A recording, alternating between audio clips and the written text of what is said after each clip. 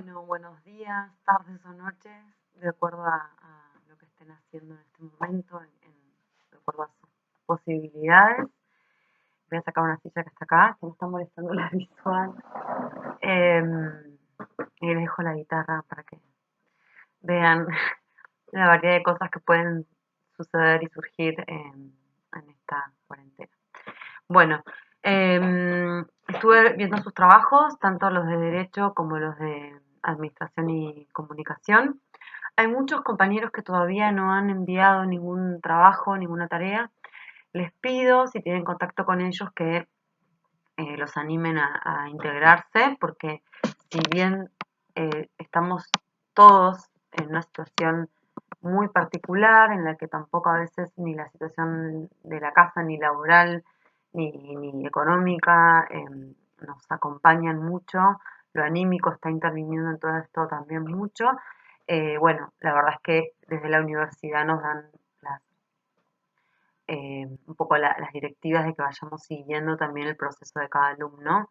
Y bueno, yo les mandaré un mail a los que están más desconectados, pero si ustedes tienen compañeros o compañeras que están en esto, les pido que les digan, que vayan mandando las tareas y lo que haya que hacer.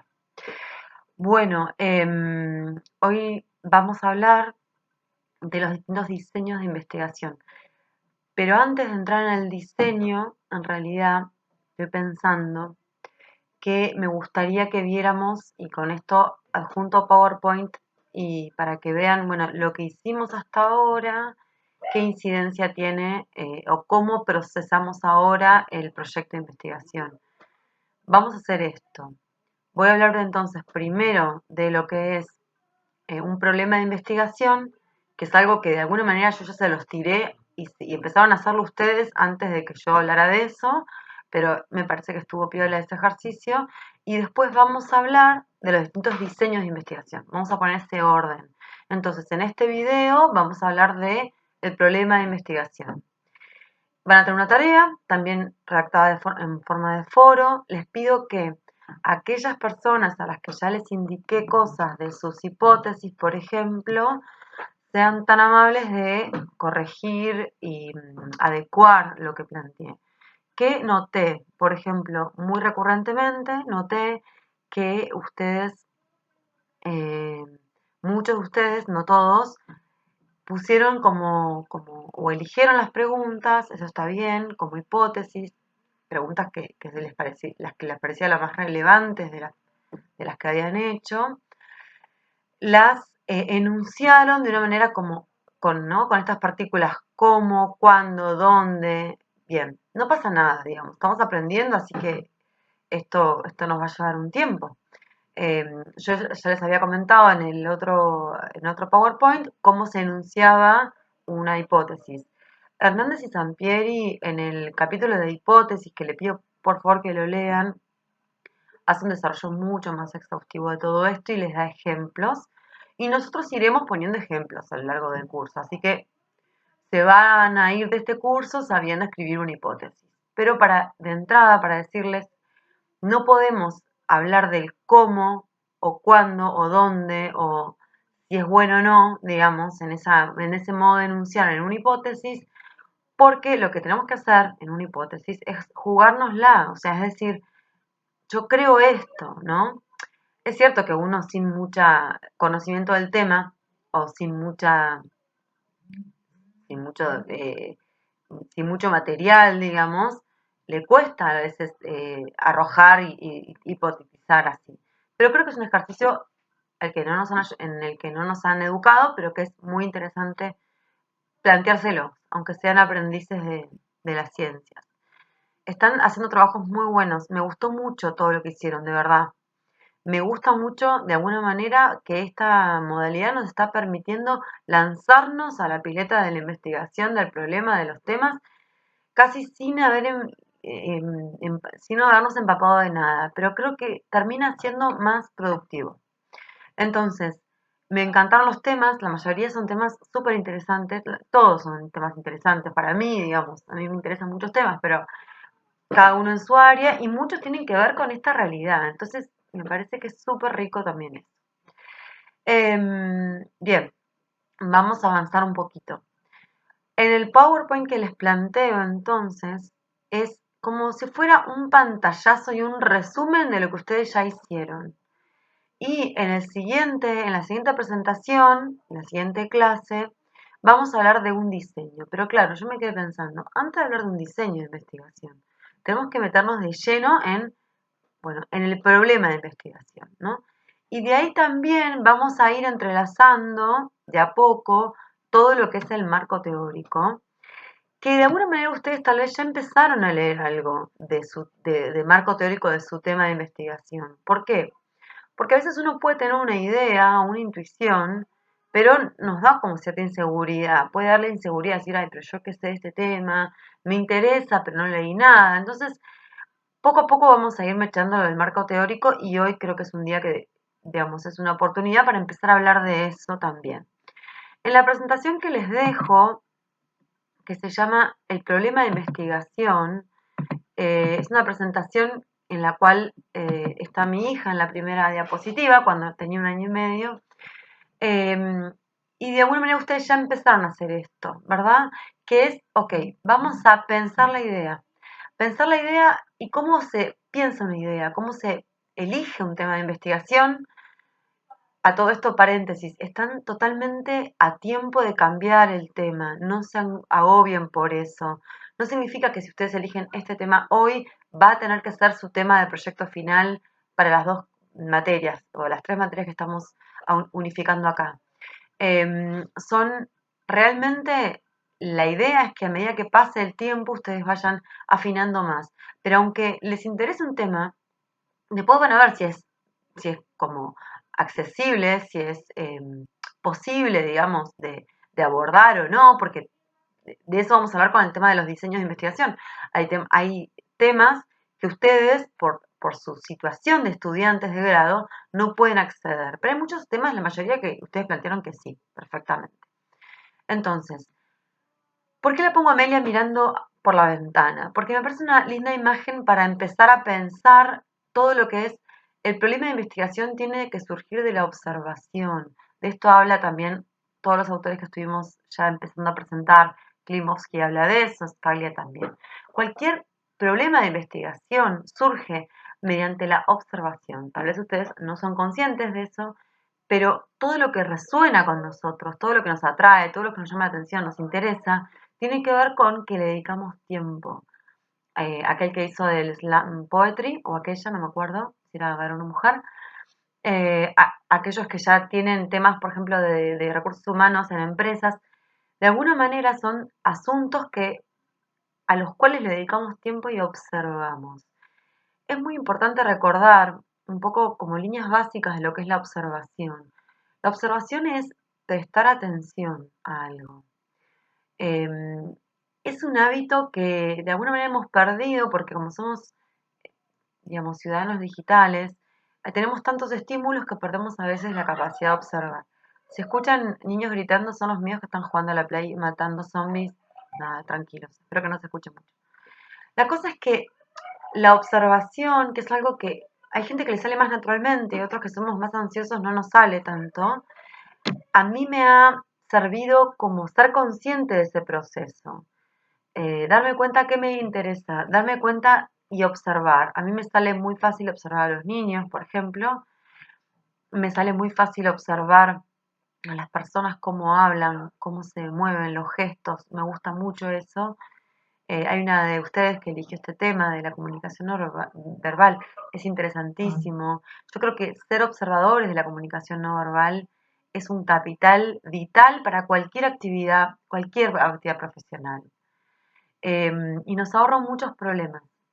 Entonces, la observación es como la escucha. En la vida adulta uno deja de observar. Un niño puede estar observando hormigas, como mis hijos en la vereda, horas, ¿no?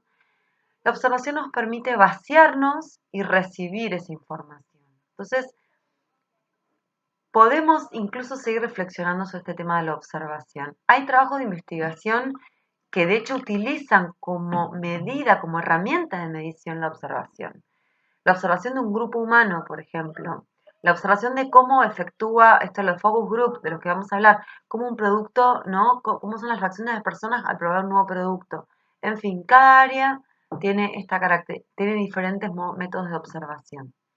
Entonces, lo primero es pensar la idea y el pensar la idea tiene que ver con la observación. Ya lo hicieron casi todos ustedes. Luego hay que pensar en el planteamiento, o sea, cómo explico, cómo expongo mi tema. Una vez que enunciamos el tema, como ustedes hicieron, aparecen las preguntas de investigación. Van a ver ahí en la diapositiva siguiente, ¿no? A ver, déjenme ver una cosa. Sí.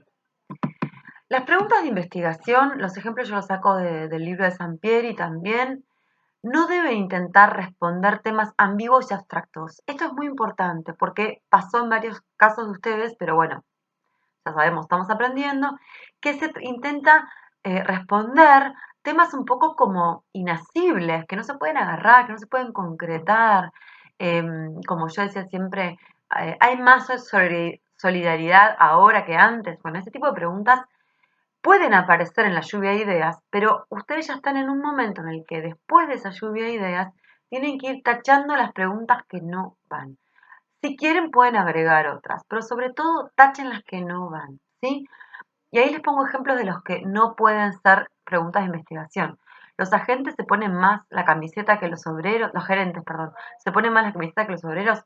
Es la típica pregunta que es difícil de asir, de medir, ¿no? O ¿por qué algunos matrimonios duran más que otros? De nuevo, ¿cómo puedo medir eso? Incluso haciéndolo todo, esto también en relación a uno de ustedes que hablaba de la, la falta de confianza de la gente en los medios de comunicación. ¿Cómo puedo medir eso? ¿Cómo puedo medir los motivos de por qué un matrimonio dura más que otro?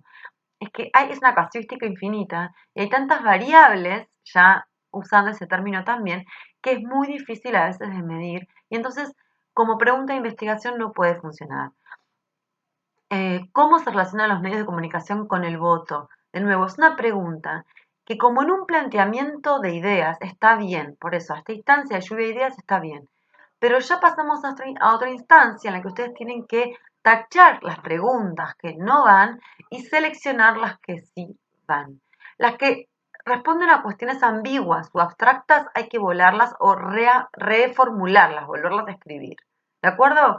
Entonces, Hernández y Sampieri plantea otras tantas más preguntas, les remito al libro porque si quieren meterse en esto con más profundidad, pero para que vean es que cómo tienen que ser esas preguntas. Vamos a dar ejemplos de cómo pueden ser. Entonces, este autor va a hablar también de una investigación que hace en la Ciudad de México sobre noviazgo, ¿sí? Sobre, sobre modalidades de noviazgo. Entonces, él tiene que, como él lo pone de ejemplo, va a detectar las variables. ¿Qué es una variable? Aquellas cuestiones que inciden en esa hipótesis. En el PowerPoint anterior yo les había hablado de las variables. Vamos a ver, vamos a recordar un poco. Cuando hablé de la hipótesis, hablé de variables. La variable, decíamos, volvemos al otro PowerPoint, por si no se acuerdan de esta exposición, son las características observables o aspectos discernibles en un objeto de estudio que pueden adoptar diferentes valores o expresarse en varias categorías. Es decir, si yo quiero hablar de, por ejemplo, eso, la variable puede estar lo masculino, lo femenino o el género, por decirlo de alguna manera, porque puede haber hay muchos géneros, como ya sabemos. Puede ser la cuestión etaria, la variable puede ser en distintos tipos de escuela, la variable puede ser sector socioeconómico o la variable puede ser lo que sea, o sea, mayor exposición de televisión, menor capacidad de atención, en fin. O sea, esas son las variables que se ponen en juego en una hipótesis y ustedes tienen que poder detectarlas, ¿sí? Entonces seguimos con el PowerPoint del ejemplo del noviazgo. Él encuentra variables que pueden afectar, ¿sí? Em, la, digamos, la disposición o de alguna manera, como sí, la disposición de alguien de seguir de novio o no. Esto es un ejemplo un poco extremo, pero quiero que lo vean para que les ponga un ejemplo, ¿no? O sea, para que tengan un ejemplo que además es algo que todos podríamos pensar. No podemos decir que si un matrimonio dura, los motivos por qué un matrimonio dura o más o no, pero sí podemos analizar qué variables van a afectar en otras variables en un noviazgo o en una relación, ¿sí? Ahora que tenemos toda esta situación de cuarentena, de soledad, de muchas parejas distanciadas, también se podría estudiar algo de eso. La atracción física, la confianza, la proximidad física, el reforzamiento de la autoestima y la similitud ejercieron una influencia significativa sobre la evaluación que hacen los novios de su relación, el interés mostrado por este y la disposición de continuar la relación. Fíjense, acá tenemos la hipótesis, todavía no la conocemos, pero ella detectó diferentes factores, que esto es una palabra importante, cada factor es una variable, ¿sí? Que inciden en otros factores, ¿sí? Lo que él quiere saber es qué factores inciden en la percepción de satisfacción de noviazgos en determinada clase y en determinada ciudad. Esto, ¿cómo él puede medir la percepción de satisfacción o la satisfacción? Bueno, ¿a través de qué? De ese reforzamiento de ¿no? Como todos esos aspectos, ¿sí? Sobre la evaluación que hacen los novios, el interés en continuar ¿no? y el interés mostrado por esa relación. ¿Se entiende entonces? Él desglosa, de alguna manera descuartiza si un novio está contento o no con su relación, así que uno puede decir, bueno, los novios están contentos con la relación que tienen, por ejemplo, sería la pregunta que a uno le sale rápidamente. Él esa pregunta de si los novios están contentos con la relación que tiene, la va a desglosar en variables. Que si tal factor, tal factor, tal factor influyen de forma significativa en la evaluación que hacen los novios de su relación, el interés que muestran por esta y la disposición a continuar. Bien. Después dice, ¿cuáles de estos factores ejercen mayor influencia sobre la evaluación? O sea, de todos estos, la atracción física, la confianza, la proximidad, el reforzamiento de la autoestima y la similitud, ¿cuál es el que ejerce mayor influencia en esta cuestión del interés y la evaluación que hacen los novios de sí mismos? Después pregunta, ¿están vinculadas entre sí la atracción física, la confianza, la proximidad, el reforzamiento y la similitud? ¿Existe alguna diferencia entre los hombres y las mujeres con respecto al peso que asignan a cada factor en la evaluación de la relación? Etcétera, etcétera. Y la edad, ¿está relacionada con el peso asignado a cada factor? O sea, ahí ingresa otra variable que es, todos estos factores, además, están incididos o sea, ¿tienen incidencia en relación a la edad? Ahora bien, con una simple ojeada al tema nos daríamos cuenta de que sí, de que se pretende abarcar demasiado en el problema de investigación y al menos que se cuente con muchos recursos y tiempo, se tendría que limitar el estudio, por ejemplo, a la similitud. Es decir, él en las preguntas de investigación plantea y descuartiza todo el problema, todas las cosas posibles, pero luego dice, no, vamos a concentrarnos vamos a elegir factores, ¿sí? Vamos a elegir algunos aspectos y otros los vamos a rechazar. Rechazamos esas preguntas, ya sea porque no son pertinentes, son de las preguntas que están mal formuladas, porque son abstractas o imposible de medir o muy generales o ambiguas, o también simplemente descartamos porque yo no puedo abarcar todos esos aspectos, entonces me voy a centrar en algunos. Entonces dice, por ejemplo, él dice, bueno, de todas esas cosas yo voy a preguntar todo esto, pero voy a meterme en la similitud, si ejerce alguna influencia significativa sobre la relación entre la pareja en el noviazgo y la satisfacción dentro de él. Lo último que hace él entonces, después de hacer todas estas preguntas, es elegir de alguna manera su hipótesis de trabajo. ¿Siguen? Bueno, entonces, dicho lo cual, el ejercicio que les voy a plantear para la clase de hoy, vamos a ver acá. La idea es que una vez que ustedes hayan hecho todas esas preguntas, descarten las que no van porque son ambiguas, abstractas o impertinentes, por lo que sea, pueden agregar más y de ahí tienen que convertir esas preguntas en objetivos de la investigación. ¿Qué es un objetivo de la investigación? Estamos en la materia metodología. Entonces, los objetivos de una investigación tienen que estar siempre en un proyecto de investigación. No es solamente, bueno, yo voy a hacer, no es el índice, porque muchos de ustedes tendrán en la cabeza, bueno, ¿qué hago el índice? No tiene nada que ver con el índice. El índice va a ser la organización del texto Estamos en otra instancia todavía. Lo que les plantea, lo que les planteo es lo siguiente. Si yo quiero, como decía el ejemplo de Google Maps, yo quiero llegar al Unicenter desde mi casa, yo suelo usar el mismo camino siempre, que es ir por Paraná, porque yo estoy a 15 cuadras por Paraná. Pero lo cierto es que el Google Maps a veces me indica ir por Mariano Moreno, que es más rápido, aunque sea Paraná la manera directa. Esperen que me interrumpieron.